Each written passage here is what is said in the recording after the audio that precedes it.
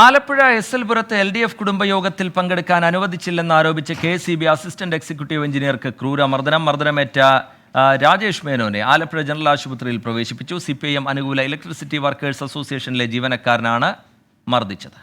അവര് വന്നിട്ട് ഇത് സംസാരിച്ച കൂട്ടത്തിൽ ഇയാൾ ഒച്ചെടുക്കണം നടത്തിക്കുന്നുണ്ട്. അപ്പൊ ഒച്ചയല്ല ഞങ്ങൾ എത്തുകൊടുക്കാൻ കുളം കുത്തി അങ്ങനെ എടുത്തു. അവർക്ക് 4 പേരില്ലേ, 2 പേര് പുറകിലും പിടിച്ചു. അങ്ങനെ ഒരു ഉണ്ടായി.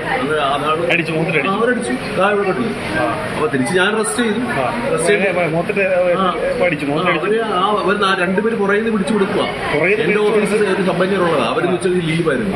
ലീവായിരുന്നു. ഞാൻ ഉച്ച കൂടഴിക്കാൻ പോലും ഇവിടെ എനിക്ക് അതുപോലെ പണിയുണ്ടായിരുന്നു. 2 പേര് പുറത്ത് പുറകിൽ പിടിച്ചു വെക്കുന്നു. 2 ഫ്രണ്ടിൽ നിന്ന് അടിക്കുന്നു. മനീഷ് മഹിപാൽ ചേരുന്നുണ്ട് വിവരങ്ങളുമായി ആലപ്പുഴയിൽ നിന്ന്. മനീഷ്, വിവരങ്ങൾ എന്താണ് മനീഷ്?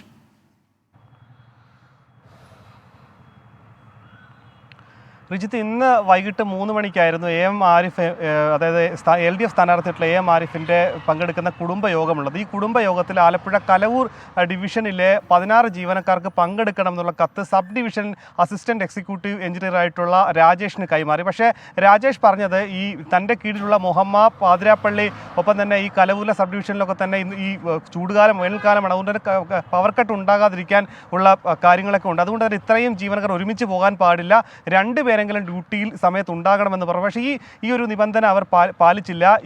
ഇവർക്ക് പോകാനുള്ള അനുമതി നിഷേധിച്ചതിൻ്റെ പേരിൽ ഇവർ 4 പേർ ചേർന്ന്, അതായത് ലൈൻമാൻ, ഓവർസിയർ, ഒരു എഞ്ചിനീയർ, ഇവർ 3 പേരും ഒരു സ്ത്രീയും കൂടെ ചേർന്ന് ഈ കഞ്ഞിക്കുഴിയിലെ എസ്എൽപുരത്തെ ഓഫീസിൽ, KCB ഓഫീസിലെത്തി ആ ഓഫീസിനകത്ത് കയറി സംസാരിക്കുന്നതിനിടെ 2 പേർ പുറകിൽ നിന്ന് പിടിച്ചു കൊടുക്കുകയും 2 പേർ ചേർന്ന് മുഖത്തടിക്കുകയും ചെയ്തു. ഇതിനെ പരിക്കേറ്റ രാജേഷിനെ നിലവിൽ ആലപ്പുഴ ജില്ലാ ജനറൽ ആശുപത്രിയിൽ പ്രവേശിപ്പിച്ചിരിക്കുകയാണ്.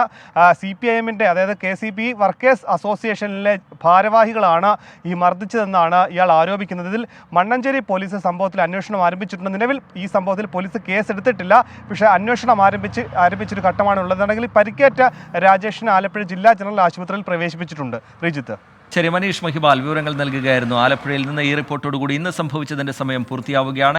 ലോകത്തെവിടെയായാലും ഏത് സമയത്തും 24 വാർത്തകളും ഓഗ്മെന്റഡ് റിയാലിറ്റി പാക്കേജുകളും എക്സ്പ്ലെയിനറുകളും വിശദമായി കാണാൻ ഞങ്ങളുടെ YouTube ചാനൽ നിങ്ങൾക്ക് സബ്സ്ക്രൈബ് ചെയ്യാം.